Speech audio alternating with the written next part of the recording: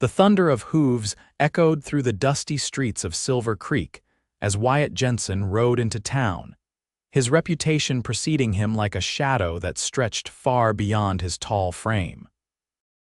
The year was 1875, and the Montana Territory was still wild enough that a man could reinvent himself if he had the courage or the desperation to try. Wyatt had both in spades, but what he didn't have was any intention of dancing with the ladies of Silver Creek, despite what they might hope when they saw him dismount at the edge of town. Olivia Whitaker watched from the window of her father's mercantile as the stranger arrived.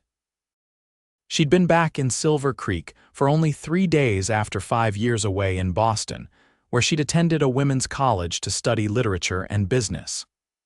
Her father had written to her, explaining that his health was failing and the store needed tending. Though she'd built dreams of teaching in a proper school, duty called her home to the frontier town of her childhood. Another drifter, her father, Harold Whitaker, muttered from behind the counter where he was tallying the day's receipts. At 60, his once robust frame had thinned, and the constant cough that plagued him had carved deep lines into his face. Town's getting full of them since the new silver strike. Olivia tucked a strand of chestnut hair behind her ear. He doesn't look like a miner. No, her father agreed, squinting through the glass. Too clean, too deliberate in his movements, probably a gunslinger looking for work with one of the mining outfits. Olivia studied the stranger more carefully. Tall, with broad shoulders that tapered to a narrow waist, he moved with the fluid grace of a mountain lion. Dark hair curled from beneath his hat, and even from a distance, there was something in his posture that spoke of wariness, of keeping the world at arm's length. "Whoever he is," she said, turning back to the ledger she'd been reviewing, "he's none of our concern." But even as she said it, something about the stranger had caught her interest. Perhaps it was the way he'd surveyed the town with those watchful eyes, or how he'd politely tipped his hat to Mrs. Thornton as the old widow crossed his path. Whatever it was, Olivia found herself wondering what had brought him to Silver Creek, and whether he might be the type of man who enjoyed literature as much as she did. Wyatt secured a room at the Silver Dollar Hotel, a 2-story clapboard structure that was the finest accommodation Silver Creek had to offer. The room was small but clean, with a narrow bed, washstand, and window overlooking the main street. He placed his saddlebags on the bed and removed his hat, running a hand through his dark hair. The journey from Colorado had been long but necessary. After the incident at the Circle M Ranch, he'd needed to leave quickly, and Silver Creek seemed as good a destination as any. Rumors of the silver strike had drawn men from all over, making it easier for someone like him to blend in. Not that he was running from the law, he'd been cleared of any wrongdoing, but the whispers and sideways glances had become too much to bear. Wyatt unpacked the few possessions he'd brought with him: a change of clothes, a razor, a battered copy of The Last of the Mohicans, and a small wooden box containing the pocket watch that had belonged to his father. At the bottom of his saddlebag was the letter that had started it all, the one from his mother's sister, his Aunt Eliza, informing him of his inheritance. According to Aunt Eliza, his mother's brother, Uncle James, had died 6 months ago, leaving Wyatt a small ranch 10 miles outside of Silver Creek. Uncle James had been estranged from the family long before Wyatt was born, and Wyatt had never even known of his existence until the letter arrived. The ranch wasn't much, Aunt Eliza had written, but it was good land with a sturdy house and a small herd of cattle. It was a chance at a fresh start, away from the memories and the whispers. Away from the grave he visited every Sunday, rain or shine. After washing away the trail dust, Wyatt headed downstairs to the hotel's dining room.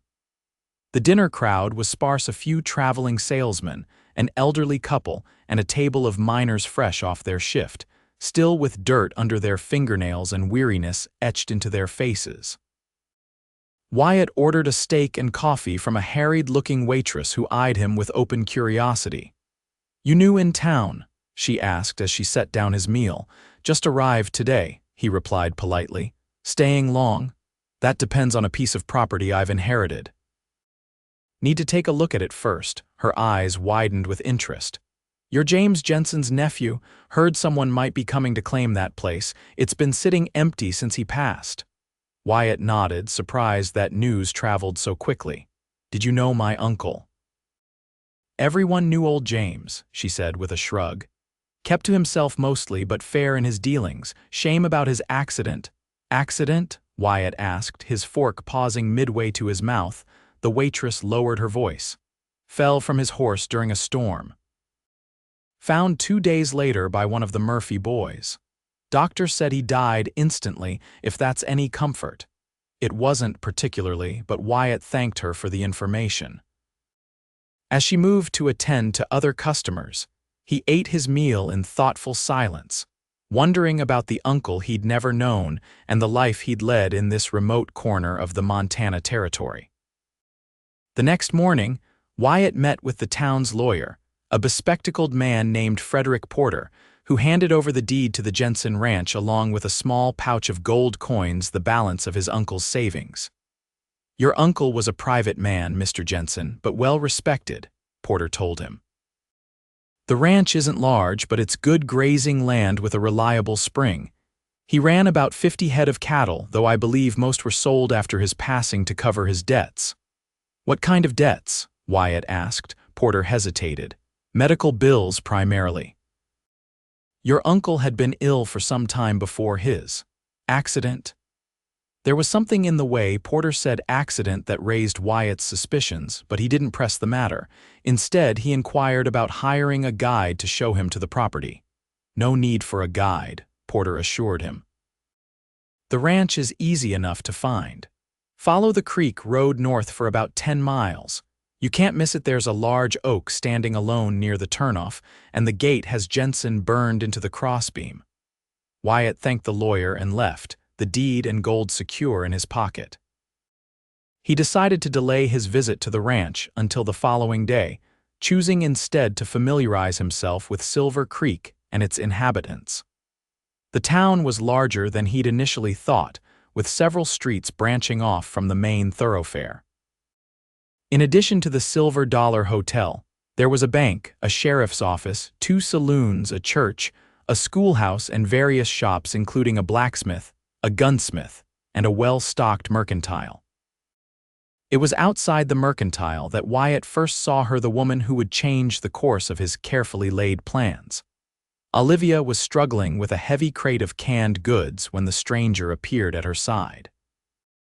"Allow me, madam," he said, his voice a rich baritone that seemed to resonate in the quiet street. Before she could protest, he had taken the crate from her arms as if it weighed nothing. Up close, she could see that his eyes were a startling blue, the color of a summer sky, set in a face weathered by sun and wind. He wasn't handsome in the conventional sense. His features were too sharp, his expression too guarded, but there was an intensity about him that made it difficult to look away. "Thank you, mister," she prompted. "Jensen, Wyatt Jensen." He inclined his head slightly. "And you are Olivia Whitaker." "My father owns this store," recognition flashed in his eyes. "Whitaker's General Mercantile. I've heard good things about it." "Have you?"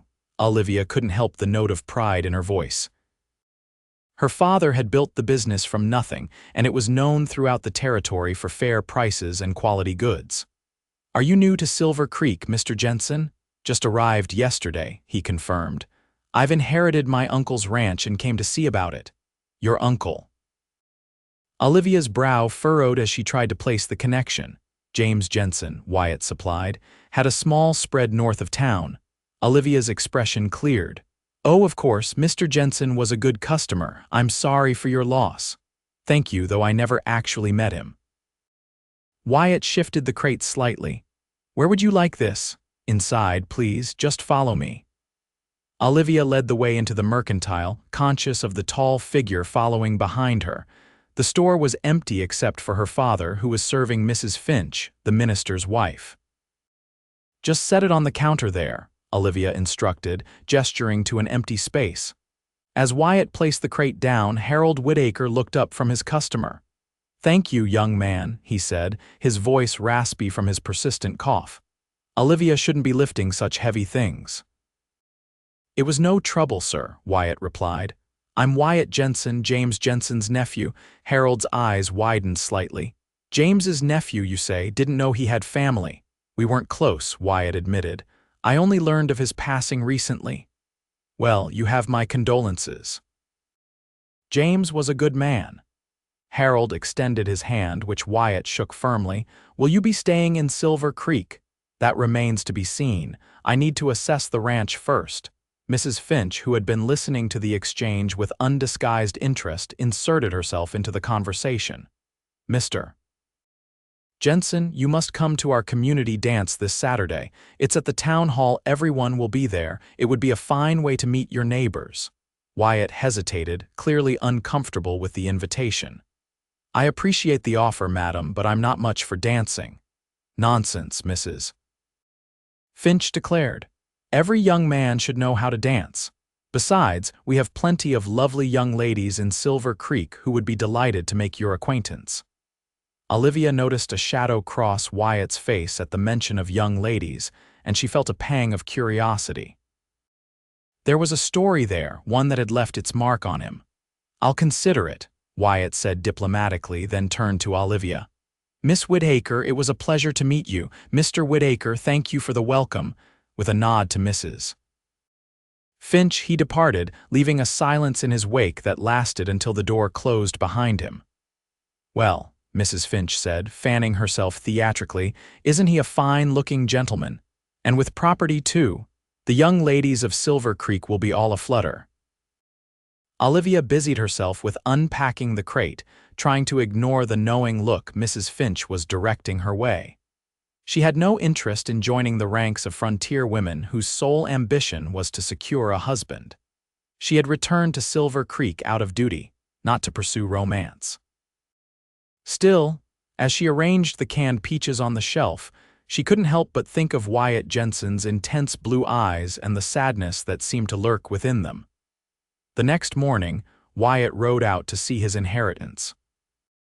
The journey along the creek road was pleasant, with the water gurgling alongside and the mountains rising majestically in the distance. Just as Porter had described, a solitary oak marked the turnoff to the Jensen ranch, its massive branches providing shade for a small herd of deer that scattered at Wyatt's approach. The gate stood open, its crossbeam bearing the burned inscription Jensen, just as Porter had said.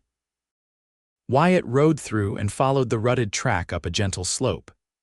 As he crested the hill, the ranch came into view, a modest two-story house with a wide porch, a barn in need of new paint, a corral, and several outbuildings.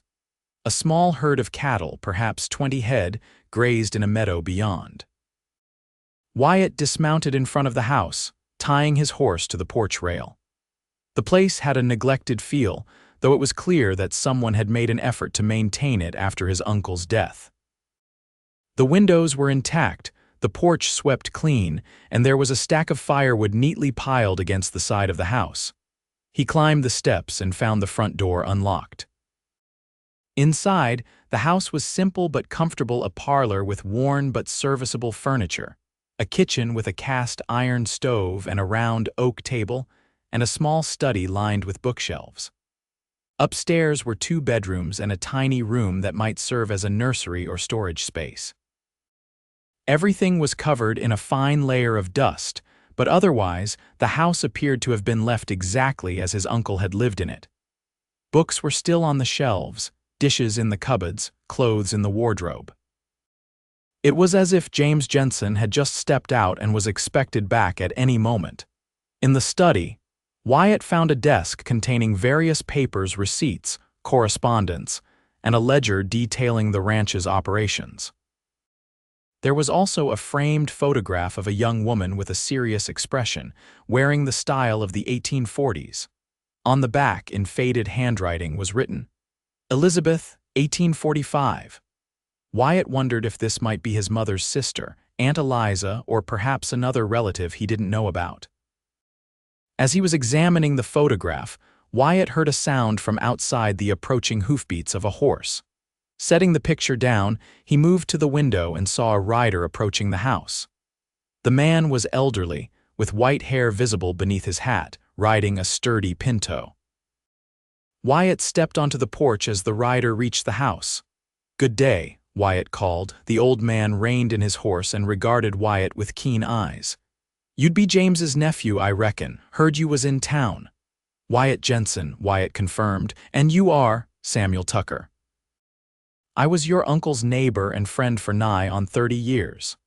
The old man dismounted with surprising agility for his age. "Been keeping an eye on the place since he passed, feeding the stock, making sure no squatters moved in." "I appreciate that, Mr. Tucker." The lawyer mentioned the cattle had been sold to cover debts. Tucker nodded. "Most of 'em, yes, but I bought a few head myself and kept 'em here. Figured if family ever showed up, they'd need something to start with. They're yours if you want 'em for the same price I paid, of course." Wyatt was touched by the old man's thoughtfulness. "That's very kind. I'd be happy to buy them back and to compensate you for your time looking after the place." Tucker waved away the offer. "No need for that. James would have done the same for me." He squinted at Wyatt. "You planning to stay then?" "I'm considering it," Wyatt replied honestly. "I've been looking for a fresh start." Tucker nodded as if this confirmed something for him. "Well, there's worse places than Silver Creek to begin again. Good people here mostly. Good land too, my uncle." Wyatt hesitated, unsure how to phrase his question. The lawyer mentioned he had been ill before his accident. Tucker's weathered face grew somber. Consumption, been fighting it for years, but it was winning. The fall from his horse. Well, some might say it was a blessing. A quicker end than the one that was coming. "But it was an accident," Wyatt pressed, remembering Porter's hesitation. Tucker studied him for a long moment.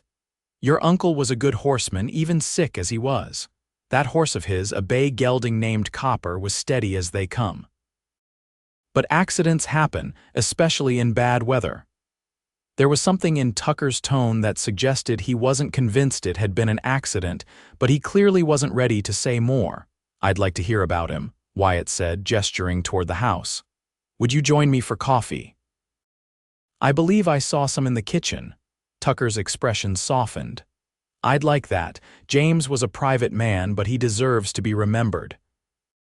Over strong coffee brewed on the old stove, Tucker shared stories of James Jensen, his arrival in Silver Creek as a young man in the 1840s, his skill with horses, his quiet generosity to neighbors in need. He had never married, Tucker explained, though there had been a woman once, long ago. "Elizabeth was her name," Tucker said. "She was the school teacher here for a spell, pretty thing, smart as a whip. Your uncle was sweet on her, but before he could declare himself, her family called her back east due to some illness. She promised to return, but never did. James waited for her for years before finally accepting she wasn't coming back." "Was this her?" Wyatt showed Tucker the photograph he'd found. The old man nodded, a sad smile crossing his face. "That's her, only picture of her he had. Used to say she took his heart with her when she left." As the afternoon waned, Tucker prepared to leave, promising to return the next day to help Wyatt assess what needed to be done to get the ranch back to working order. "One more thing," Tucker said as he mounted his horse. "There's a community dance in town this Saturday. Might be a good opportunity for you to meet folks." Wyatt couldn't help but smile. "You're the second person to suggest that." "Smart people, then," Tucker replied with a wink. "Silver Creek doesn't have many social gatherings, so the dances are important. People dress up, bring food to share. The Murphy boys usually provide the music. They're not half bad with a fiddle and a banjo." "I'll think about it," Wyatt promised, though he had little enthusiasm for the prospect. As Tucker rode away, Wyatt stood on the porch of what was now his home, watching the sunset paint the mountains gold and purple. The ranch was in better shape than he'd dared hope, and with Tucker's help, he could see himself making a go of it. It wouldn't be easy ranching, never was, but it offered the clean slate he'd been seeking. That night, he slept in his uncle's bed, surrounded by the remnants of a life he was only beginning to understand. His dreams were a confusing jumble of images: his parents' farm in Kansas, the bloody fields of Shiloh where he'd fought as a young soldier, the Circle M Ranch in Colorado where everything had fallen apart, and strangely, the face of Olivia Whitaker, her chestnut hair catching the sunlight as she turned toward him. Over the next few days, Wyatt threw himself into the work of restoring the ranch. With Tucker's guidance, he repaired fences, mucked out the barn, and assessed the condition of the 20 head of cattle now in his possession. The work was hard but satisfying, leaving him too exhausted each night to dwell on the past that had driven him to Silver Creek. On Friday afternoon, he rode into town for supplies, his list carefully prepared. The mercantile was busy when he arrived, with several customers browsing the shelves and Harold Whitaker engaged in conversation with a well-dressed man whom Wyatt didn't recognize. Olivia was behind the counter, her hair pulled back in a neat bun, a pencil tucked behind her ear. She looked up as Wyatt entered and a smile of recognition crossed her face. "Mr. Jensen," she greeted him. "How are you finding your uncle's ranch, Miss Whitaker?" he returned with a nod. "The ranch is in better shape than I expected, thanks in part to Samuel Tucker. Mr. Tucker is one of the finest men in the territory," Olivia said warmly. "He and your uncle were good friends, so I've gathered. Mr. Tucker has been very helpful." Wyatt handed her his list. "I'm in need of these supplies. I can load them myself if you'll just point me in the right direction." Olivia scanned the list, nodding. "We have everything here. Let me help you gather it all." As they moved around the store, collecting sacks of flour and coffee, nails, kerosene, and various other necessities, Wyatt found himself warming to Olivia's efficient manner and intelligent conversation. Unlike many women he'd encountered in frontier towns, she didn't giggle or bat her eyelashes at him. Instead, she asked thoughtful questions about his plans for the ranch and offered practical suggestions based on her knowledge of the area. "You seem to know a great deal about ranching," Wyatt observed as she recommended a particular brand of axe head. "My father believes in education for daughters as well as sons," she replied. "And I've lived in Silver Creek most of my life, except for the past 5 years when I was at college in Boston." "Boston?" Wyatt couldn't hide his surprise. "That's quite a journey from Montana." A shadow crossed Olivia's face. "My mother was from Massachusetts. She always wanted me to have the opportunities she left behind when she married my father and moved west. After she died, it seemed important to honor that wish." "I'm sorry for your loss," Wyatt said quietly. "Thank you. It was many years ago now." Olivia picked up a tin of tobacco. "Does this brand suit you? It's what your uncle preferred." "I don't smoke," Wyatt told her. "No vices at all, Mr. Jensen." There was a teasing light in her eyes now. How disappointing. Despite himself, Wyatt smiled. "I didn't say that. I enjoy a good whiskey now and then, and I've been known to lose at poker more often than I should."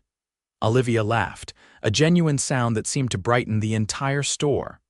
"Honesty about one's failings is a rare quality, Mr. Jensen." "Wyatt," he said impulsively. "Please call me Wyatt." Her smile softened. "Wyatt then, and I'm Olivia." As she tallied his purchases, the well-dressed man who had been speaking with Harold approached them. "Miss Whitaker," he said, his voice smooth as silk. "I was hoping to escort you to the dance tomorrow evening." Olivia's expression cooled noticeably. "That's very kind of you, Mr. Blackwell, but I've already promised to help Mrs. Finch with the refreshments. I'll be quite occupied." "Surely you'll have time for at least one dance," Blackwell persisted.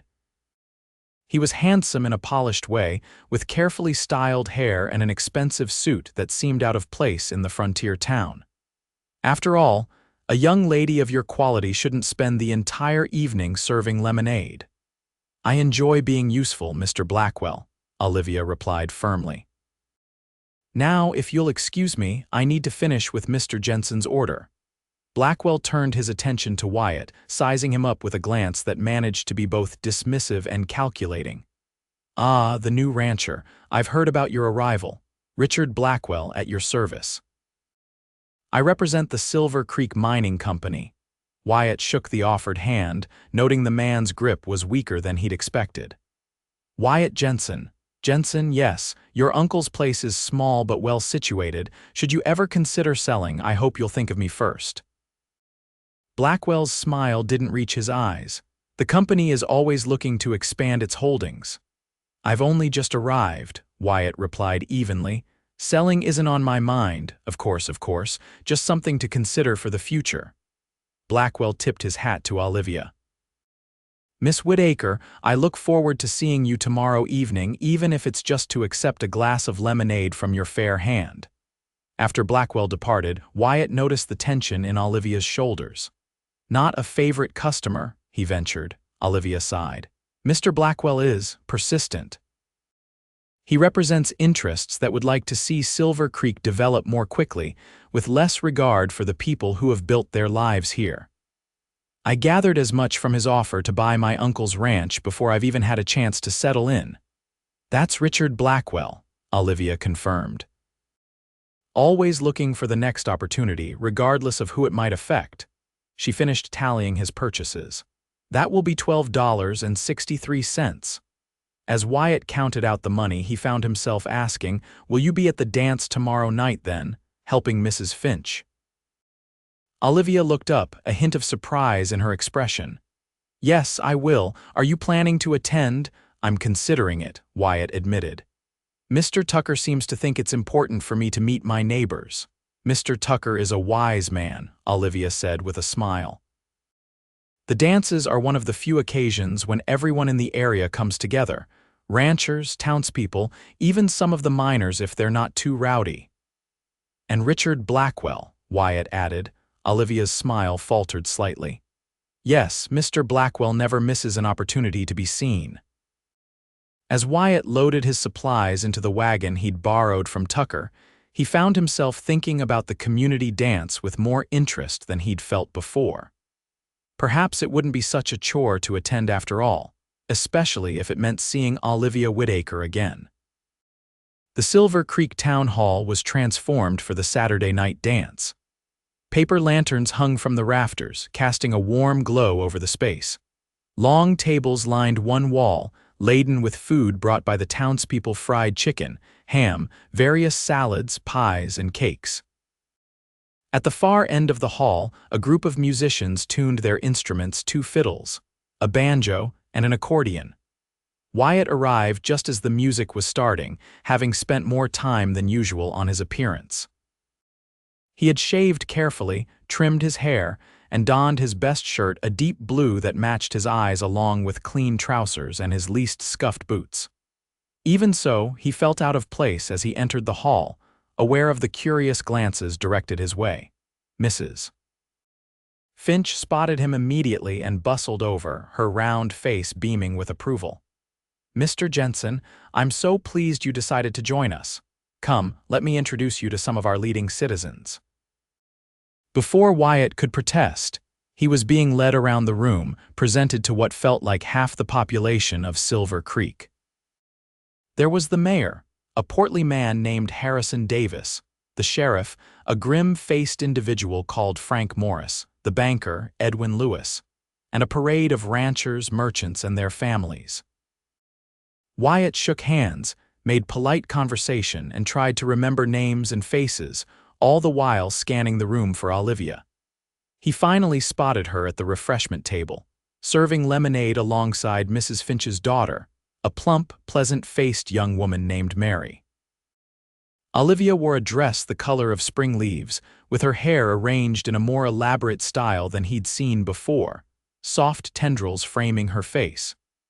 She was laughing at something Mary had said, and the sound carried across the room to Wyatt, making him smile involuntarily. Ah, I see you've noticed our Miss Whitaker, said a voice at his elbow. Wyatt turned to find Samuel Tucker beside him, looking surprisingly dapper in a clean shirt and vest. Pretty as a picture, isn't she? And smart as a whip, too, went all the way to Boston for schooling. Yes, she mentioned that, Wyatt replied, trying to sound casual.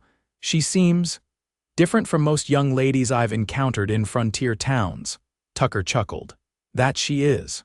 Old Harold raised her to think for herself, especially after her mother passed. Some folks find it unsettling, a woman with so many opinions and such learning, but Harold wouldn't have it any other way. Across the room, Wyatt saw Richard Blackwell approach the refreshment table, his attention clearly focused on Olivia. Even from a distance, Wyatt could see the stiffness in her posture as Blackwell spoke to her. "I see Mr. Blackwell is in attendance," Wyatt observed. Tucker's expression darkened. "That one came to Silver Creek about a year ago, representing some Eastern mining investors. Been trying to buy up every piece of land he can get his hands on. Offered to buy my place 3 times now, each time with a bigger sum. I keep telling him it's not for sale at any price. He made a similar offer to me yesterday, even though I've barely settled in." "Doesn't surprise me," Tucker said, shaking his head. "He's determined, I'll give him that. And he's set his sights on Olivia too, though she's shown no interest that I can see." The music changed to a lively reel, and couples began to take to the dance floor. Blackwell extended his hand to Olivia, clearly inviting her to dance. From across the room, Wyatt couldn't hear her response, but her reluctant nod was visible enough. As Blackwell led her onto the floor, Wyatt felt an unexpected twist of jealousy in his gut. "Don't you dance, Jensen?" Tucker asked, noting Wyatt's frown. "Not in a very long time," Wyatt admitted. "Well, might be time to remember how," Tucker suggested with a meaningful look. "Unless you're content to let Blackwell have all the attention of the prettiest girl in the room." Wyatt gave the old man a sharp look. "Miss Whitaker is free to dance with whomever she chooses." "Of course she is," Tucker agreed easily. "I'm just saying, if you're interested, and I think you might be, you shouldn't wait too long to make it known."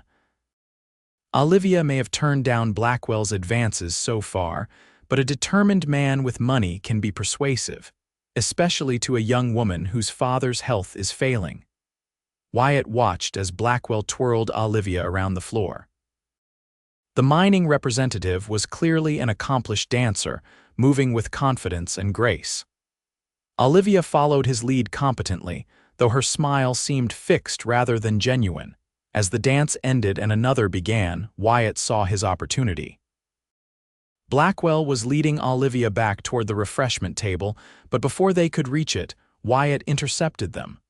"Miss Whitaker," he said, inclining his head slightly, "I was hoping you might honor me with the next dance." Surprise flashed across Olivia's face, quickly replaced by what appeared to be relief. "Mr. Jensen, I didn't know you danced." "Rarely," Wyatt admitted, "but for you I'm willing to risk making a fool of myself." Blackwell's smile tightened. "I believe Miss Whitaker promised me 2 dances, and we've only completed 1. Olivia shook her head. "I'm afraid I made no such promise, Mr. Blackwell, and I would be happy to dance with Mr. Jensen." She turned to Wyatt with a genuine smile that warmed him to his core. "Though I warn you, I'm not particularly skilled." "That makes 2 of us," Wyatt replied, offering his arm. "We can be unimpressive together." As he led her to the dance floor, Wyatt was acutely aware of Blackwell's glare following them. The music began a waltz this time, and Wyatt placed his hand respectfully at Olivia's waist, taking her other hand in his. "I hope I didn't presume too much," he said as they began to move to the music. "You seemed uncomfortable. You presume correctly," Olivia replied, her voice low. "Mr. Blackwell doesn't always accept refusal graciously. Thank you for the rescue." "My pleasure," Wyatt assured her, surprised to find that he meant it. It had been years since he'd danced, not since before the war, but with Olivia in his arms, it felt natural. She moved with a grace that belied her claim of being unskilled, and Wyatt found himself relaxing into the rhythm of the music. "You dance very well for someone who claims not to," Olivia observed, looking up at him with those intelligent eyes. "My mother insisted all her sons learn," Wyatt explained. "She said it was an essential skill for any gentleman. My brothers and I used to practice with each other, which led to more than a few stomped toes and brotherly fights." Olivia laughed, the sound warming him like sunshine. "How many brothers do you have?" "Had," Wyatt corrected, a familiar pang of grief surfacing. "3. They're all gone now. John and Daniel fell at Antietam and Matthew caught fever in a Confederate prison camp. I'm so sorry, Olivia said softly, her hand tightening on his shoulder in a gesture of comfort. The war took so many. Yes, it did. Wyatt forced himself back to the present, away from memories of battlefields and the letters from home bearing black bordered envelopes. But tonight is for happier thoughts. Tell me about Boston. Was it everything you hoped it would be? Olivia's face brightened. It was wonderful in many ways. The libraries, the lectures, the symphony concerts. I'd never imagined such cultural riches existed. And the college itself was a revelation to be surrounded by women who valued knowledge and ideas as much as I do. You must miss it, Wyatt observed, noting the enthusiasm in her voice. A shadow crossed Olivia's face. I do, but my father needs me here and Silver Creek is my home. Boston was always meant to be temporary. Still, it must be a difficult adjustment. It is, she admitted. Sometimes I feel as though I'm caught between two worlds, not fully belonging to either. In Boston, I was too Western, too outspoken. Here, I'm too Eastern, too educated. I understand that feeling, Wyatt said, surprised by how much he meant it. After the war, I couldn't seem to settle anywhere. Kansas had too many memories of my family and everywhere else. Well, I just didn't fit. And now, Olivia asked, do you think you might fit in Silver Creek?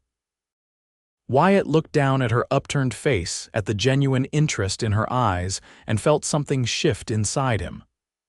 I'm beginning to think I might, he said softly. The music ended, and they stood for a moment, still holding each other until the scattered applause reminded them of their surroundings. Wyatt reluctantly released Olivia, though he kept her hand on his arm as he escorted her back to the refreshment table. Would you like some lemonade? She offered. I'm meant to be serving after all. I would, thank you. Wyatt watched as she filled a cup and handed it to him. Will you join me for another dance later? I'd like that very much, Olivia replied with a smile that seemed reserved just for him. As the evening progressed, Wyatt found himself enjoying the community gathering more than he'd anticipated. He spoke with ranchers about cattle prices and breeding stock, listened to the mayor's plans for expanding the town, and even engaged in a surprisingly civil conversation with Sheriff Morris about law enforcement in the territory. But his eyes kept returning to Olivia, watching as she moved around the room with grace and confidence, serving refreshments, chatting with elderly Mrs. Thompson, even bouncing a fussy baby on her hip to give its mother a chance to dance. Every time their gazes met across the crowded hall, Wyatt felt a jolt of connection that both thrilled and unsettled him. He danced with her twice more when he noticed Harold Whitaker sitting alone in a corner, his face pale and drawn. Wyatt approached the older man, concerned by his apparent exhaustion. Mr. Whitaker, are you feeling unwell? He asked. Harold looked up, clearly trying to master a coughing fit. Just a bit tired, Mr. Jensen. These gatherings can be taxing for an old man. Perhaps I could escort you home. Wyatt offered. It's growing late. That's kind of you, but I wouldn't want to take Olivia away from the dance. She has so few opportunities for enjoyment these days. I understand, Wyatt said, taking a seat beside Harold. But I noticed you seemed uncomfortable. Is there anything I can do? Harold studied him for a moment, then seemed to come to a decision. Actually, there is. I've been meaning to speak with you about your uncle's ranch. Oh, Wyatt was surprised by the change of subject. James and I were friends for many years, Harold explained. He used to order certain supplies through me that weren't part of my regular stock special books, particular brands of coffee and tobacco, things like that. Yes, Olivia mentioned he had specific preferences. Harold nodded. Before he died, James placed an order that never arrived until after his passing. I've been holding it for him, not knowing what else to do with it. Now that you're here, I thought you might want it. Of course, Wyatt said. I'd be happy to come by the store on Monday to collect it. It's nothing large, just a small package. I actually have it at the house, Harold said. If you're serious about escorting me home, you could take it with you tonight. I'd be glad to see you home safely, Wyatt assured him. Harold pushed himself to his feet with evident effort. "Let me find Olivia and let her know." While Harold went in search of his daughter, Wyatt found himself approached by Richard Blackwell once again. "Enjoying the dance, Jensen?" Blackwell's tone was cordial, but his eyes were cold. "Very much," Wyatt replied evenly. Silver Creek has a welcoming community. Indeed it does, though some members of that community might be wise to remember their place. Blackwell's gaze drifted to where Olivia stood talking with her father. "Miss Whitaker is a remarkable young lady, isn't she? Beauty and education combined. Such qualities deserve a certain position in society." Wyatt felt his jaw tighten. "I believe Miss Whitaker is quite capable of determining her own position in society."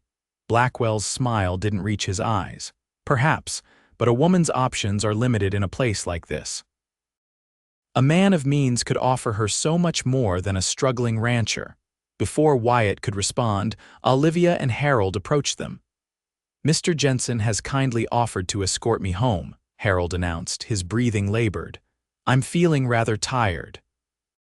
"Father, are you sure you won't stay a little longer?" Olivia asked, concern evident in her voice. "Mrs. Finch said the Murphy boys are going to play Buffalo Gals next, and I know how much you enjoy that tune." "Another time, my dear. An old man knows when he's reached his limit." Harold turned to Wyatt. "If you're ready, Mr. Jensen, of course." Wyatt offered his arm to Harold for support, then nodded to Olivia. "Miss Whitaker, I've enjoyed our dances immensely. Perhaps I might call on you sometime next week."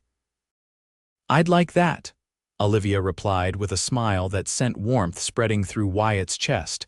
Blackwell's expression darkened momentarily, but he quickly recovered his composure. "Miss Whitaker, since you're without an escort now, perhaps you'll honor me with another dance." Olivia hesitated, then inclined her head slightly.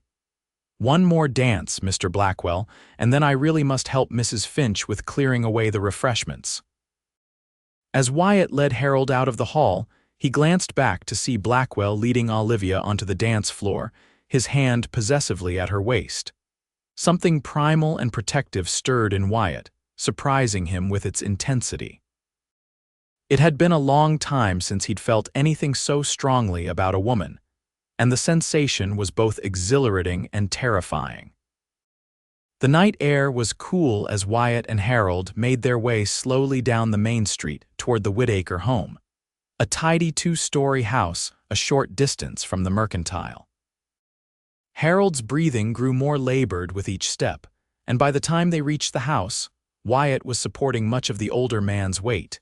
Inside, Harold directed Wyatt to help him to an armchair in the parlor, where he sank down with evident relief.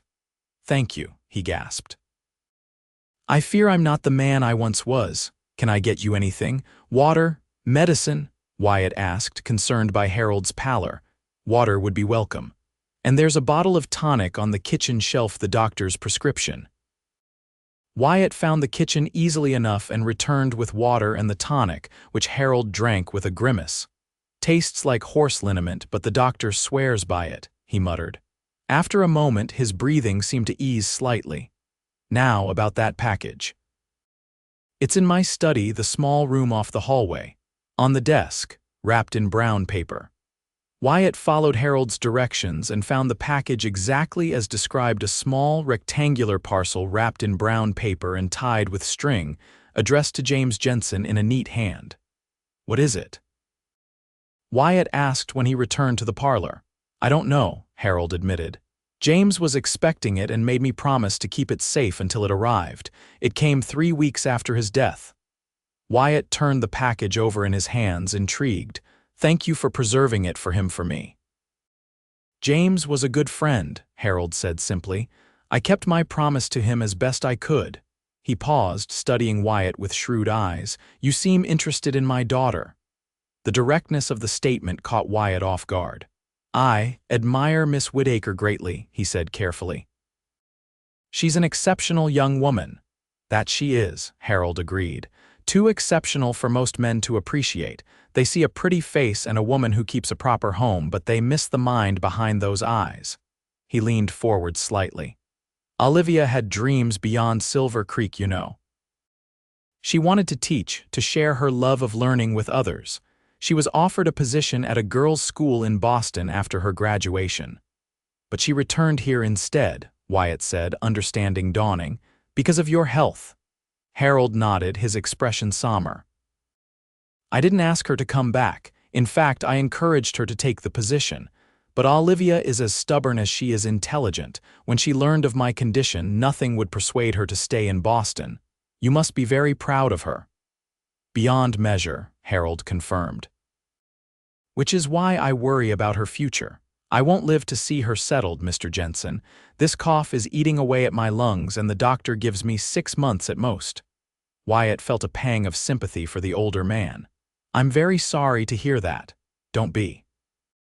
I've lived a good life, longer than many in these parts, but I can't help worrying about what will become of Olivia after I'm gone. Harold fixed Wyatt with an intense gaze. The mercantile provides a steady income, but it's hard work for a woman alone.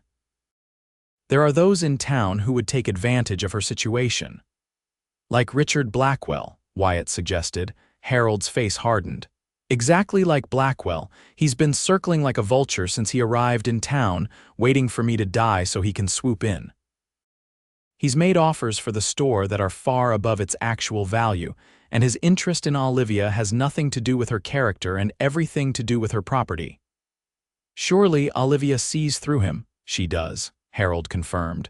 But Blackwell is persistent, and he has powerful backers. I fear what measures he might take when I'm no longer here to protect her interests. He coughed again, a deep, racking sound that left him gasping. When he could speak again, his voice was weaker. I've told you this, Mr. Jensen, because I sense you're a man of integrity. Whatever your interest in my daughter may be, I believe it comes from genuine admiration rather than calculation.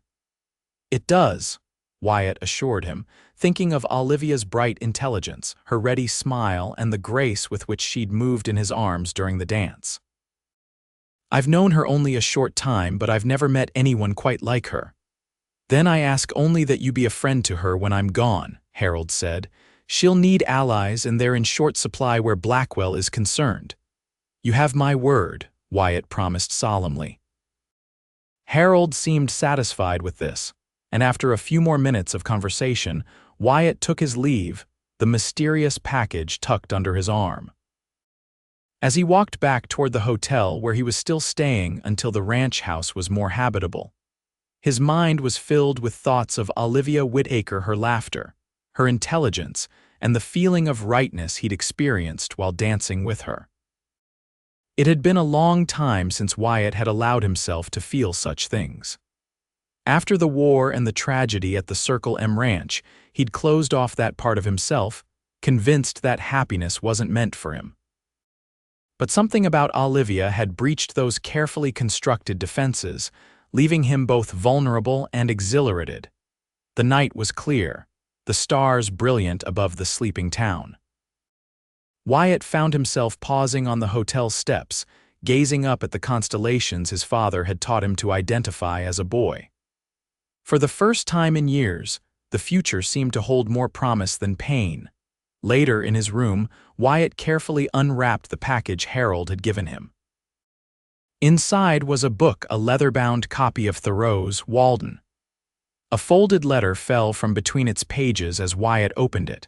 The letter was addressed to James Jensen, dated 3 months before his death, and signed Elizabeth. Wyatt hesitated, feeling like an intruder on his uncle's private affairs, but curiosity won out and he unfolded the letter. My dearest James, it began. After all these years of silence, I hardly know where to begin. Perhaps with an apology for the abrupt manner of my departure from Silver Creek and for the many years that I allowed to pass without word.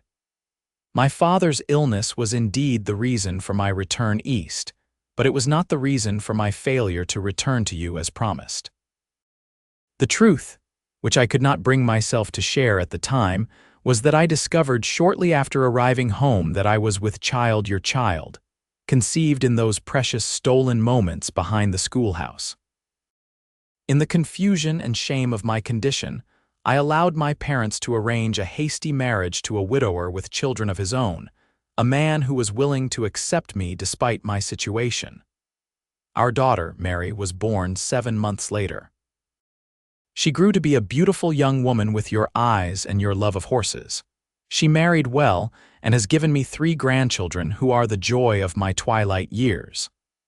I have lived with the regret of my silence every day since I left Silver Creek. I told myself it was for the best, that you would find another to love, that the scandal would have destroyed both our reputations in that small community. But the truth is that I was a coward, afraid to face the consequences of our love. Now, in my advancing years, with my husband long in his grave and my health failing, I find I cannot go to my Maker with this secret still burdening my soul. You deserve to know that you have a daughter and grandchildren who carry your blood, even if they do not know your name. I do not ask for forgiveness, nor do I expect a reply. But should you wish to know more of Mary and her children, I have enclosed my address. Whatever you decide, please know that you have remained in my heart all these years, and that not a day has passed when I haven't wondered what might have been had I found the courage to return to you. With deepest regret and enduring love, Elizabeth. Wyatt sat for a long time after reading the letter, stunned by its revelations. His uncle had fathered a child with the woman he loved, a daughter who had never known him, grandchildren who shared his blood. The photograph on the desk, Elizabeth, had been more than a lost love. She had been the mother of his uncle's child. The discovery gave new meaning to Samuel Tucker's description of James Jensen as a man who never recovered from Elizabeth's departure. Had his uncle ever suspected the truth? Had he received this letter before his death, or had it arrived too late, as Harold had suggested? Wyatt carefully refolded the letter and placed it back between the pages of Walden. This was a family secret, one that perhaps should remain buried with his uncle. Yet he couldn't help wondering about Mary and her children, his cousins, however distant the connection might be. Did they resemble the Jensen side of the family? Did they share traits with his own brothers or with him? These thoughts occupied Wyatt as he prepared for bed, and followed him into his dreams, where Elizabeth's face merged with Olivia's, and children with familiar blue eyes ran through fields of Montana wildflowers. The next morning, Wyatt rode back to the ranch with the book and letter secure in his saddlebag. The day was clear and cool, with the scent of pine sharp in the air. As he crested the rise that led to the ranch house, he saw Samuel Tucker already there, mending a broken section of corral fence. "Morning, Jensen," Tucker called as Wyatt dismounted. "Thought I'd get an early start on this fence. That bull of yours has been testing it, and I don't fancy chasing him all over the valley if he breaks through." "I appreciate it," Wyatt said, tying his horse to the hitching post. "Let me put my things inside and I'll join you." In the house, Wyatt placed the book and letter carefully in the desk drawer in the study, deciding to keep his discovery to himself for the time being. When he rejoined Tucker outside, they worked together on the fence in companionable silence for a while before the old man spoke. "Saw you dancing with Olivia Whitaker last night," Tucker remarked casually, hammering a nail into place. "You two seem to get along well." "She's an impressive woman," Wyatt replied, not wanting to reveal too much of his growing feelings. Tucker nodded sagely. "That she is. Not like those simpering girls who bat their eyelashes at any man in trousers. Olivia's got substance." He paused, giving Wyatt a sidelong glance. "Harold's not well, you know. Won't last the winter by my reckoning." "He mentioned his condition last night," Wyatt acknowledged. "It's a difficult situation for Miss Whitaker." "More difficult than you might realize," Tucker said, lowering his voice though there was no one else around to hear. "Blackwell has been making trouble for Harold at the bank. Suddenly, loans that were routine are being questioned. Supplies that used to arrive regularly are delayed. Nothing that can be directly tied to Blackwell, of course, but the pattern is clear to those with eyes to see." Wyatt frowned. "You're suggesting Blackwell is deliberately trying to undermine the mercantile. Why would the bank cooperate with such tactics?" "Edwin Lewis, the banker, is deep in Blackwell's pocket," Tucker explained. The mining company has its accounts there, which represents more money than Lewis has ever handled before. He wouldn't dare cross Blackwell. And the sheriff, surely he wouldn't allow such underhanded methods, Tucker snorted. Frank Morris is a decent enough lawman when it comes to breaking up saloon fights or tracking down horse thieves. But he's no match for a man like Blackwell, who works within the letter of the law while violating its spirit. Besides, Morris is up for re-election next month, and he knows which side his bread is buttered on. Wyatt absorbed this information with growing concern, so Blackwell is essentially free to pursue his goals without opposition. Not entirely without opposition, Tucker corrected. There are those of us who see what he's doing and don't like it, but we're just small ranchers and shopkeepers. We don't have the money or influence to stand against the mining company. What does the company want? Wyatt asked. Why is Blackwell so intent on acquiring land around Silver Creek? Tucker shrugged. That's the question, isn't it? The silver mine is 5 miles east of town, nowhere near your uncle's property or mine. Yet Blackwell has been trying to buy up land all along the creek. Some say there's more silver to be found, others think it might be copper or even gold. Whatever it is, Blackwell wants control of it. They worked in silence for a while longer, Wyatt turning over Tucker's revelations in his mind. If what the old man said was true, Olivia was in a more precarious position than he'd realized. Without her father's protection, she would be vulnerable to Blackwell's machinations, especially if the mercantile was already being financially squeezed. Did my uncle have troubles with Blackwell? Wyatt asked eventually. Tucker nodded grimly. James refused to sell just like me. After that, things started happening. Cattle going missing, a mysterious fire in the barn, nothing that could be proven as sabotage but suspicious nonetheless. And you think these incidents might have been orchestrated by Blackwell? I can't prove it, Tucker admitted. But the pattern is clear. Those who stand against Blackwell find themselves facing unexpected difficulties. A chill ran down Wyatt's spine as he remembered Porter's hesitation when discussing his uncle's accident. You don't think my uncle's fall from his horse was truly an accident, do you? Tucker's weathered face grew somber. James was sick, no question, but he was still a skilled horseman, and that horse of his was the steadiest animal I've ever known. Draw your own conclusions. The implications were disturbing. If Blackwell was indeed responsible for James Jensen's death, and if he was now targeting Harold Whitaker's business while pursuing Olivia, the situation was far more dangerous than Wyatt had imagined. What can be done? Wyatt asked, his voice hardening with resolve. That depends on what you're willing to risk, Tucker replied, giving him a measuring look. Blackwell has money, influence, and men who will do his bidding without asking questions. Standing against him won't be easy or safe. Wyatt thought of Olivia, her intelligence, her kindness, the warmth of her smile. He thought of her father, struggling to protect her even as his health failed. And he thought of his uncle, possibly murdered for refusing to sell his land. I've never been one to back down from a fight, Wyatt said quietly, especially when it matters. Tucker studied him for a long moment, then nodded in satisfaction. You're more like your uncle than I expected. James was a quiet man, but stubborn as a mule when it came to what he believed was right. He hammered in one final nail, then straightened up with a groan. First thing we need is evidence, something solid that ties Blackwell to these accidents and financial pressures. Without that, it's just suspicion and rumor. And how do we get such evidence? Wyatt asked. Tucker's eyes gleamed with a mixture of determination and mischief that belied his years.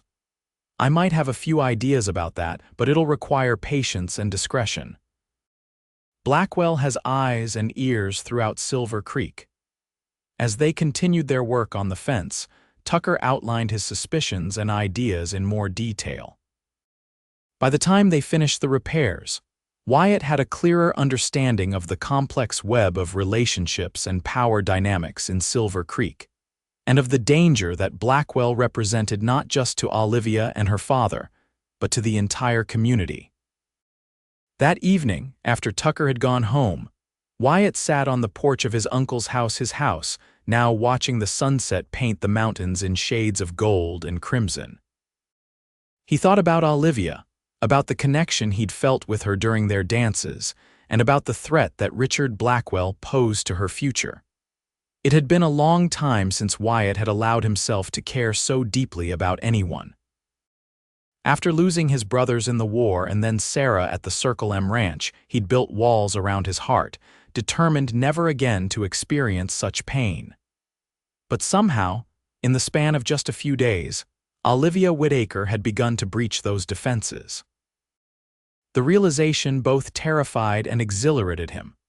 Caring meant vulnerability, the possibility of loss. Yet it also meant the chance for connection, for joy, for a life beyond mere existence. As darkness settled over the valley, Wyatt made two decisions. First, he would do everything in his power to protect Olivia from Blackwell's machinations, regardless of the risk to himself. And second, he would call on her tomorrow, as he'd promised at the dance, to begin exploring the feelings that had taken root in his heart. With these resolutions firm in his mind, Wyatt entered the house, lit the lamp in the study, and began a careful examination of his uncle's papers, searching for any clue that might help him understand James Jensen's final days and the circumstances of his death. Monday morning dawned bright and clear, with a crispness to the air that hinted at the approaching fall. Wyatt completed his morning chores with efficient haste, eager to make the ride into Silver Creek. He took extra care with his appearance, shaving carefully and donning a clean shirt before saddling his horse for the journey.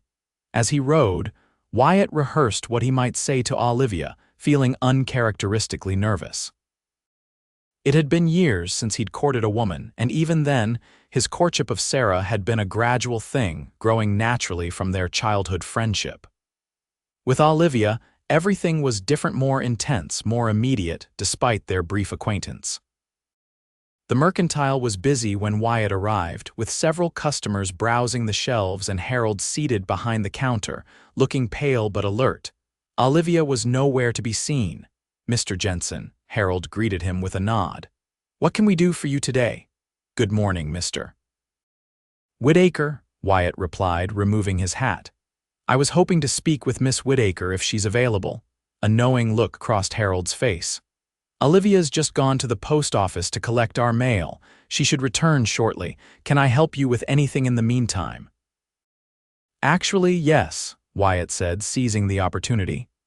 "I've been going through my uncle's papers and I had some questions about his accounts with the store." Harold gestured to a stool beside the counter. "Have a seat. James kept an account with us for over 20 years. I might be able to clear up any confusion."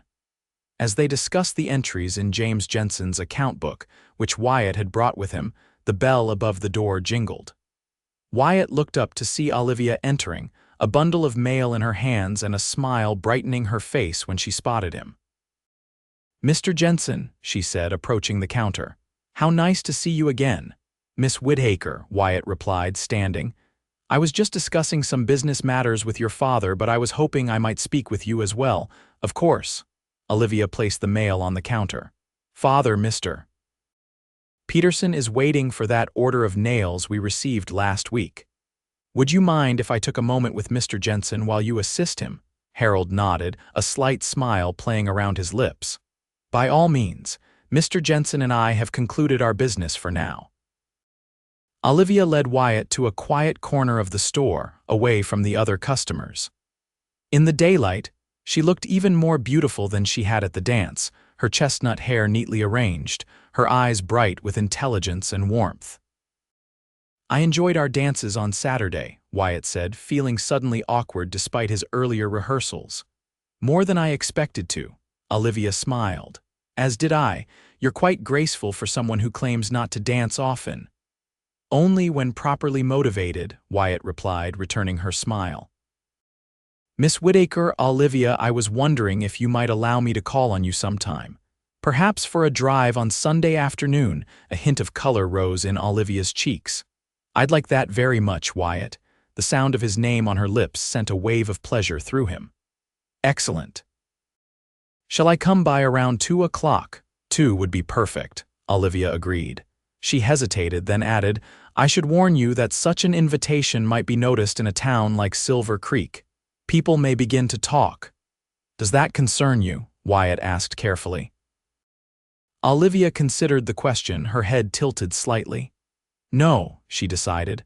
I've never much cared for gossip, either as subject or participant, but I thought you should be aware. I appreciate the warning, Wyatt said, but I find I'm not concerned either. Let them talk if it gives them pleasure. He paused, then added more seriously, There is one matter that does concern me, however. Your father mentioned some difficulties with the bank and with suppliers.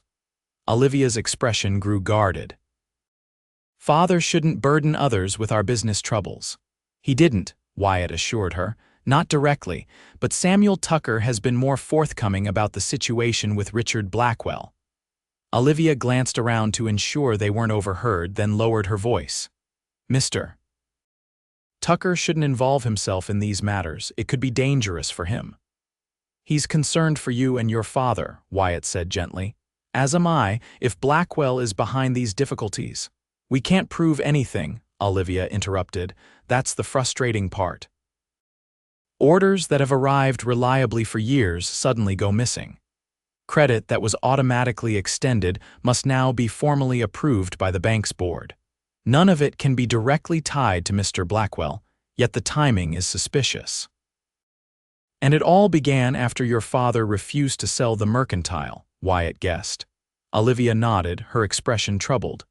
Father built this business from nothing. It's his life's work, his legacy to me. He would rather die than see it in Blackwell's hands. And that's exactly what Blackwell is counting on, Wyatt said grimly. He's waiting for your father to pass, assuming you'll be forced to sell once you're alone. I'm made of sterner stuff than Mr. Blackwell realizes, Olivia replied, a flash of determination in her eyes. I didn't spend 5 years at college to surrender my inheritance without a fight. Wyatt felt a surge of admiration for her courage. I don't doubt your strength for a moment, but Blackwell has resources and influence that make him a formidable opponent. What would you suggest? Olivia asked, studying him intently. You clearly have thoughts on the matter. Before Wyatt could respond, the bell above the door jingled again, and Richard Blackwell strode into the store, immaculately dressed as always. His eyes narrowed slightly when he spotted Wyatt and Olivia in close conversation. Miss Whitaker, he called, approaching them with a confident smile. I was hoping to catch you today. I have tickets for a traveling theatrical company performing in Helena next weekend. I would be honored if you would accompany me. Olivia's expression remained politely neutral. That's very kind of you, Mr. Blackwell, but I'm afraid I must decline. My father's health doesn't permit me to be away overnight. I've already spoken with Dr. Matthews about arranging a nurse for your father, Blackwell countered smoothly. Everything would be properly chaperoned, of course. Mrs. Johnson has agreed to accompany us. Even so, I must decline, Olivia said firmly, but thank you for thinking of me. Blackwell's smile tightened almost imperceptibly. Perhaps another time, then. He turned his attention to Wyatt, his gaze coolly assessing. Jensen, I understand you've decided to take up residence at your uncle's ranch, finding it satisfactory, I hope. Very much so, Wyatt replied evenly. My uncle left the place in good order. Yes, James was meticulous about his property. Blackwell's tone was conversational, but there was a calculating look in his eyes. Should you find the demands of ranching too onerous, my offer to purchase the land still stands. In fact, I'd be willing to increase it by 10% as a gesture of goodwill.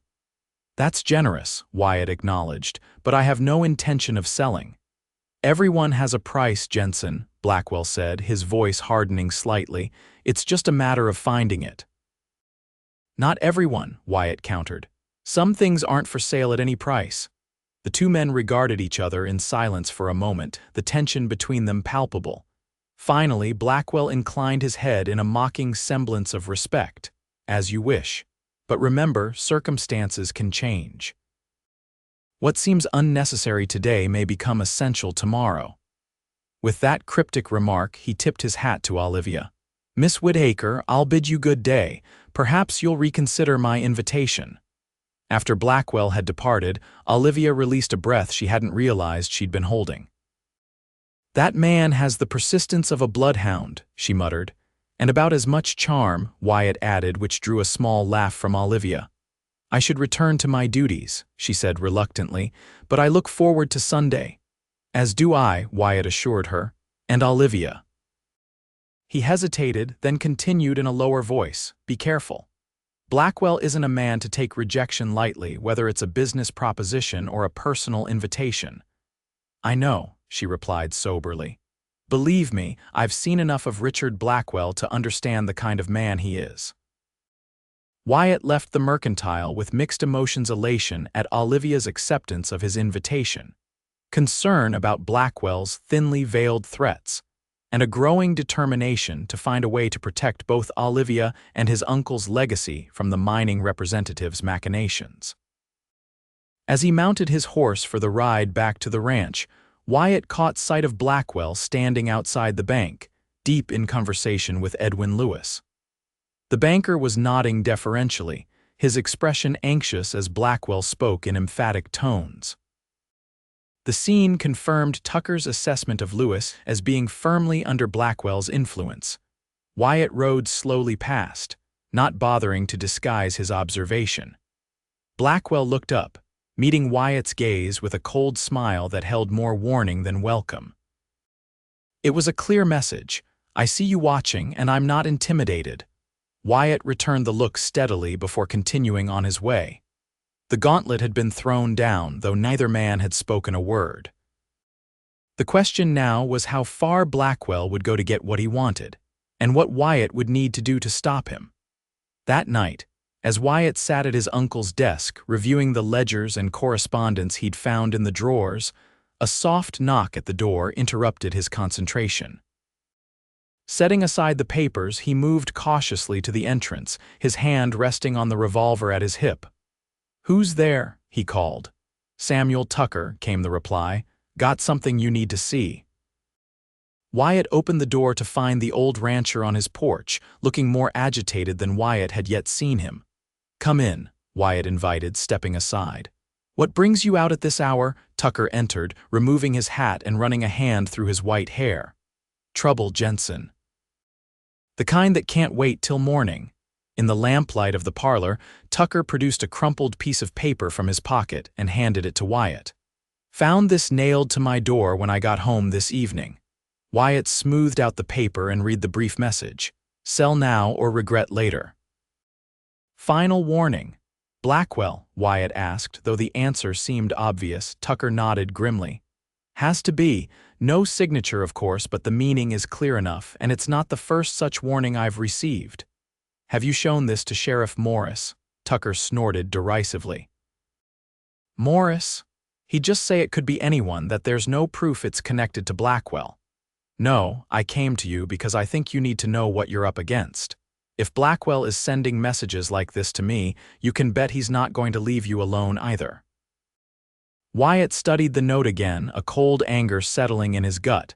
"This goes beyond business competition. This is threatening behavior." "That's Blackwell's way," Tucker confirmed.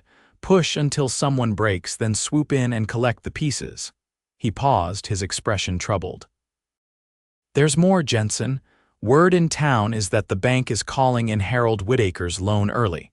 Lewis is claiming it's a new policy from the bank's Eastern investors, but everyone knows it's Blackwell pulling the strings. Can Harold meet the demand?" Wyatt asked, thinking of the strain such pressure would place on the older man's already fragile health. Tucker shook his head. "Not likely. The mercantile does well enough, but much of its value is in inventory, not ready cash. Harold would need to sell assets or find a new lender willing to take over the note. Neither option is easy in a town where Blackwell has influence." Wyatt paced the room, his mind racing. "There has to be a way to stop him. If we could prove he's behind these threats or that he's manipulating the bank for personal gain." "Proof is the problem," Tucker pointed out. "Blackwell is careful. He uses intermediaries, keeps his own hands clean, and even with proof, who would act on it?" Morris won't cross the mining company, and the nearest federal marshal is 3 days' ride away. Wyatt stopped his pacing, a determined expression settling on his face. Then we need to find another way to defeat him, not through the law but at his own game. What do you have in mind? Tucker asked, intrigued. I'm not entirely sure yet, Wyatt admitted. But it starts with understanding what Blackwell really wants. Why is he so determined to acquire land along the creek? What does he know that we don't? Tucker stroked his beard thoughtfully. That's the question that's been gnawing at me. The silver mine is nowhere near our properties, yet Blackwell acts as if our land is crucial to his plans. Tomorrow, Wyatt decided, I'm going to ride the boundaries of my uncle's property, every inch of it. There must be something there that Blackwell values, something worth threatening and possibly even killing for. I'll come with you, Tucker offered. 2 sets of eyes are better than one, and I know this land as well as I know my own face, been riding it with your uncle for 3 decades. They agreed to meet at dawn, and Tucker departed, leaving Wyatt to consider the escalating situation. Whatever Blackwell's true motives, the pressure he was applying to Harold Whitaker added urgency to the matter. If the bank called in the loan and Harold couldn't meet the demand, Olivia's inheritance would be in jeopardy. Wyatt returned to his uncle's desk, more determined than ever to find anything that might explain James Jensen's death and Blackwell's interest in the ranch. He worked late into the night, combing through papers, searching for a clue that might have escaped his earlier examination. It was nearly midnight when he found a small notebook tucked beneath the lining of a drawer, its presence revealed only when Wyatt accidentally dislodged the loose piece of wood while replacing some documents. The notebook contained entries in his uncle's handwriting, dating back several months before his death. Most were routine notations about weather conditions, cattle health, and ranch maintenance. But the final entries caught Wyatt's attention. They were less regular, sometimes separated by weeks, and seemed to track observations of the creek that ran through the property. April 12 creek running high with spring melt. Unusual coloration near the east bend. Bears investigation when waters recede. April 30 collected samples from creek bed at East Bend, similar to specimens found in Colorado Territory during '59. Could this be what I think? May 15 sent samples to a sayer in Helena under Tucker's name. Caution seems warranted. June 2 results confirmed. Must proceed carefully. BTK's men seen surveying near the ridge yesterday. Too much coincidence to ignore. June 10 spoke with HW about my suspicions. He agrees the timing of BTK's arrival and interest in creek properties is suspicious. Will secure documentation with attorney in case of trouble. The final entry was dated just 3 days before James Jensen's death. June 18 be made explicit offer today, refused, threats thinly veiled, have placed copy of assay results and map in secure location. T knows where if needed. Wyatt sat back, his heart racing.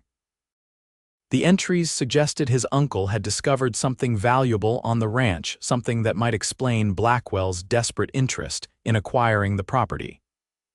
And apparently, James had hidden documentation of his discovery somewhere on the ranch, with Tucker knowing its location. Tomorrow's ride with Tucker had just become even more important.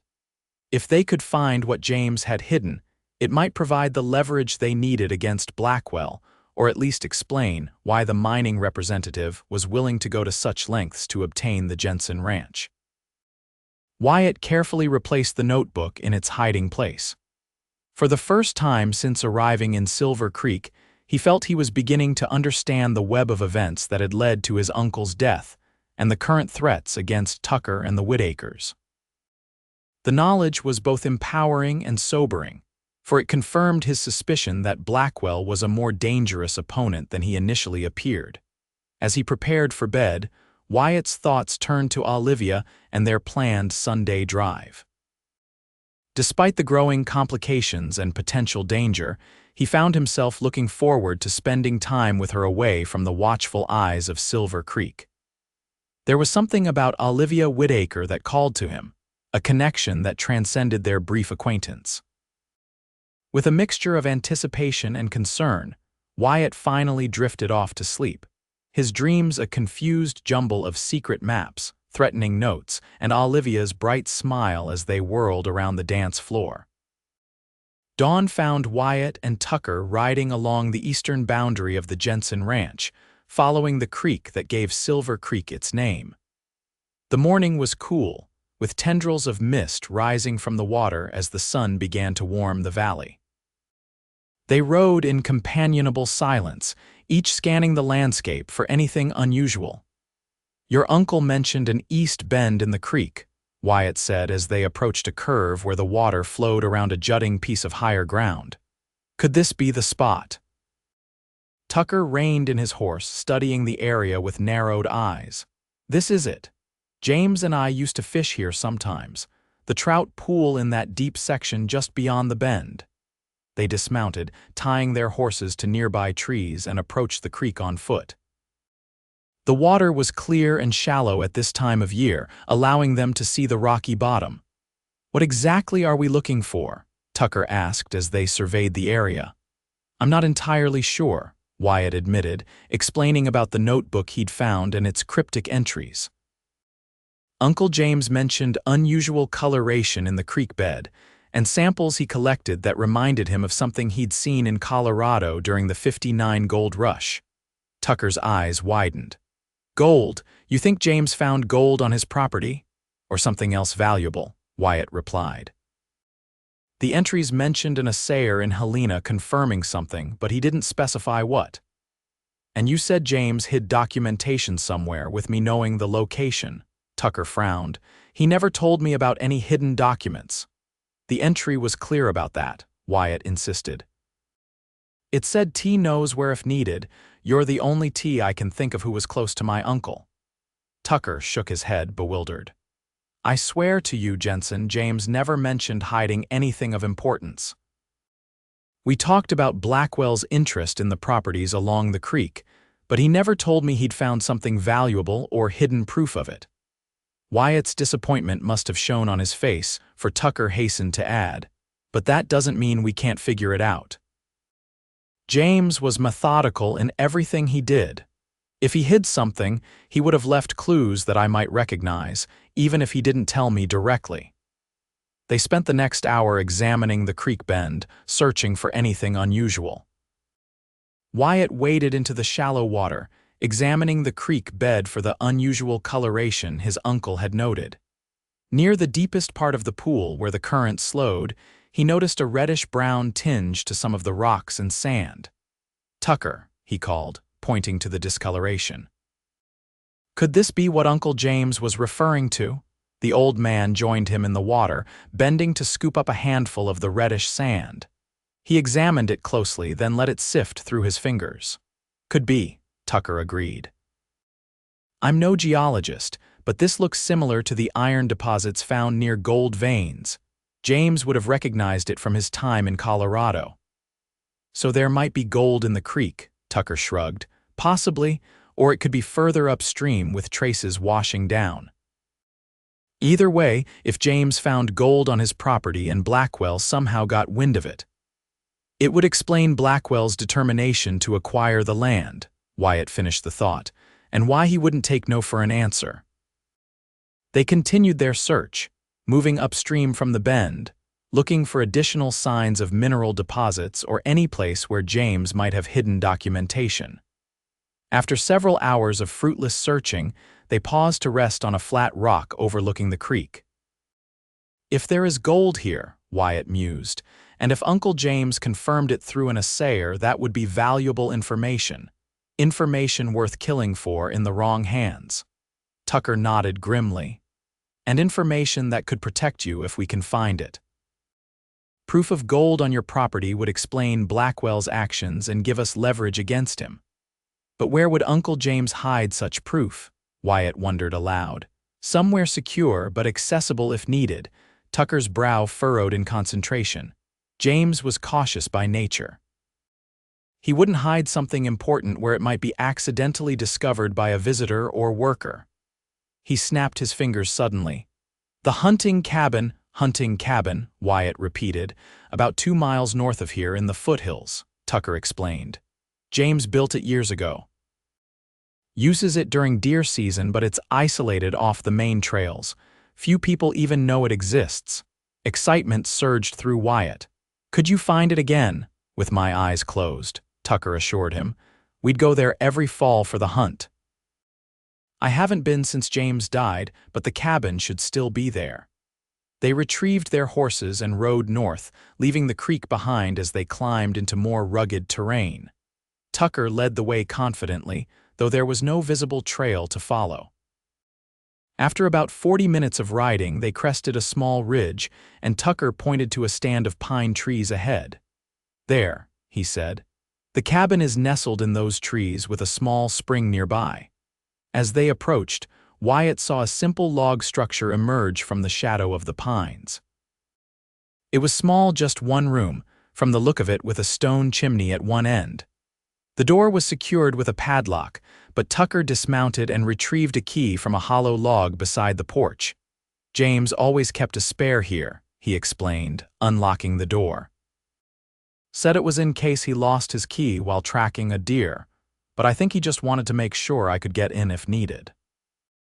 The interior of the cabin was rustic but neat: a small table with 2 chairs, a narrow bunk against one wall, a stone fireplace, and shelves holding basic supplies and cooking utensils. A rifle rack held 2 weapons, and a few hunting trophies adorned the walls. Where would he hide something important? Wyatt wondered, scanning the simple room. Tucker moved to the fireplace, running his hand along the rough stone mantel. James was practical. He wouldn't hide something where dampness or animals might damage it. He glanced around the cabin, then snapped his fingers again. The floorboards under the bunk. James replaced a few of them last year after they warped from a leak in the roof. Together, they moved the bunk away from the wall, revealing the wooden floor beneath. Tucker knelt, examining the boards carefully. These 3 are newer, he said, pointing to a section near the wall. The color doesn't quite match the others. Wyatt ran his fingers along the edges of the boards, searching for a way to lift them. Near one end, he felt a slight indentation that allowed him to get a grip on the edge of one board. With a firm pull, it came loose, revealing a small space beneath the floor. There's something here, Wyatt said, reaching into the cavity. His fingers closed around a metal box about the size of a cigar case. He carefully lifted it out and set it on the table. The box was locked, but the key was inside the hollow space, wrapped in an oilskin pouch. With hands that trembled slightly from excitement, Wyatt unlocked the box and opened it. Inside were several documents. A formal assay report from a Helena laboratory, confirming the presence of gold in samples submitted by S. Tucker, a crude but detailed map of the Jensen property, with the creek bend marked and several other locations highlighted, and a letter addressed to whom it may concern, written in James Jensen's hand and dated just days before his death. Wyatt read the letter aloud to Tucker. I, James Jensen, being of sound mind, do hereby declare that I have discovered gold deposits on my property along Silver Creek, as confirmed by the enclosed assay report. I have reason to believe that Richard Blackwell, representing the Silver Creek Mining Company, has learned of this discovery through means unknown to me, and is attempting to acquire my land through coercion and threats. Should any harm come to me under suspicious circumstances, I direct that this documentation be given to the territorial authorities as evidence of Blackwell's motives. The map enclosed shows the locations where samples were taken, with the most promising deposits marked in red. I have refused Blackwell's offers to purchase my land, as is my right. I fear that he may resort to more forceful methods to obtain what he wants. If I am no longer able to defend my property, I entrust this task to my nephew and heir, Wyatt Jensen, or in his absence, to my friend Samuel Tucker. May justice prevail where greed seeks to corrupt. The letter was signed with James Jensen's bold signature and witnessed by Harold Whitaker, whose more delicate handwriting was recognizable from the mercantile's ledgers. Wyatt and Tucker sat in stunned silence for a moment, absorbing the implications of what they'd found. "Your uncle knew he was in danger," Tucker said finally.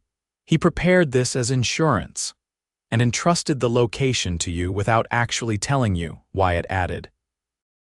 "The T knows where if needed he meant the hunting cabin where you and he spent so much time together."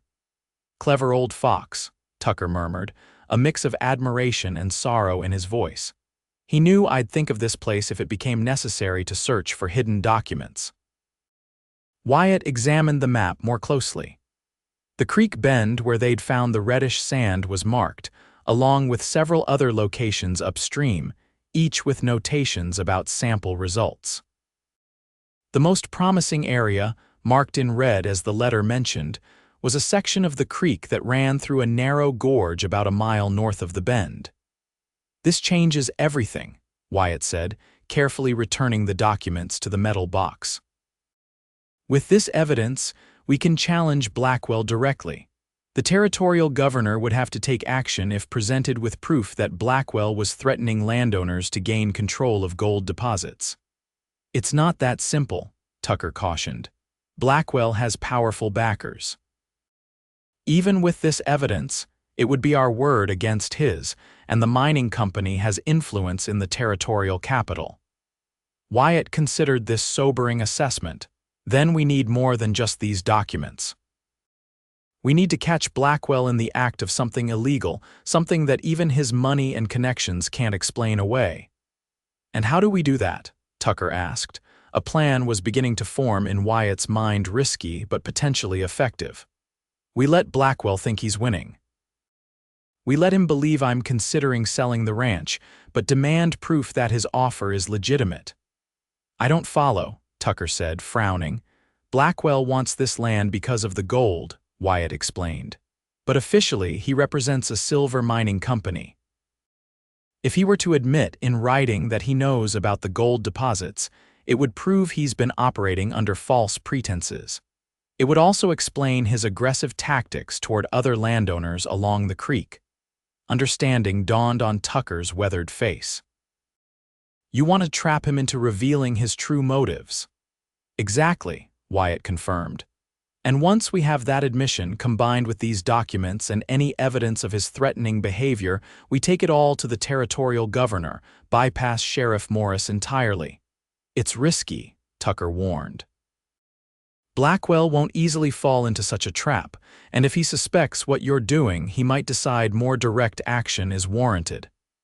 "That's why we need to be careful," Wyatt agreed, "and why we need allies."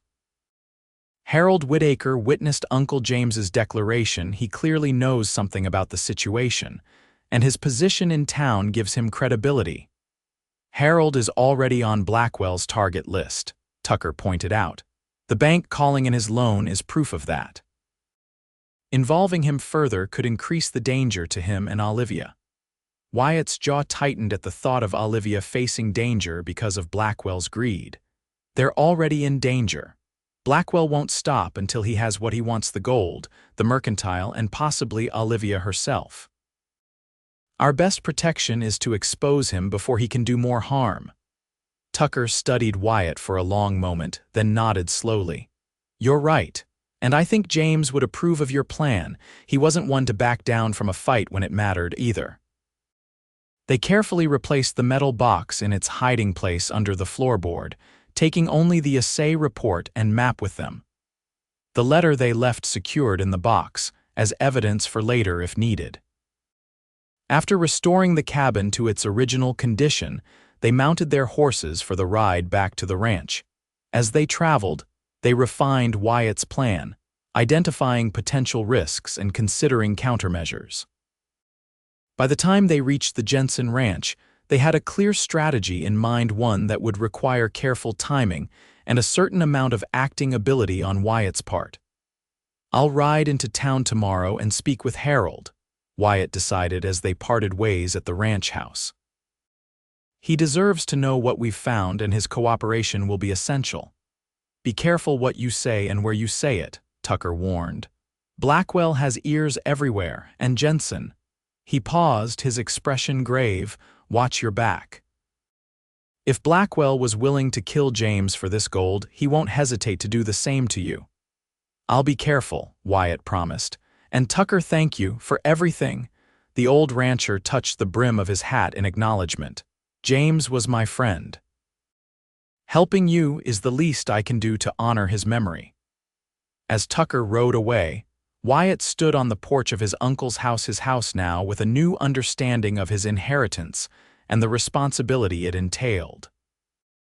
The discovery of gold on the property changed everything, yet in some ways it changed nothing.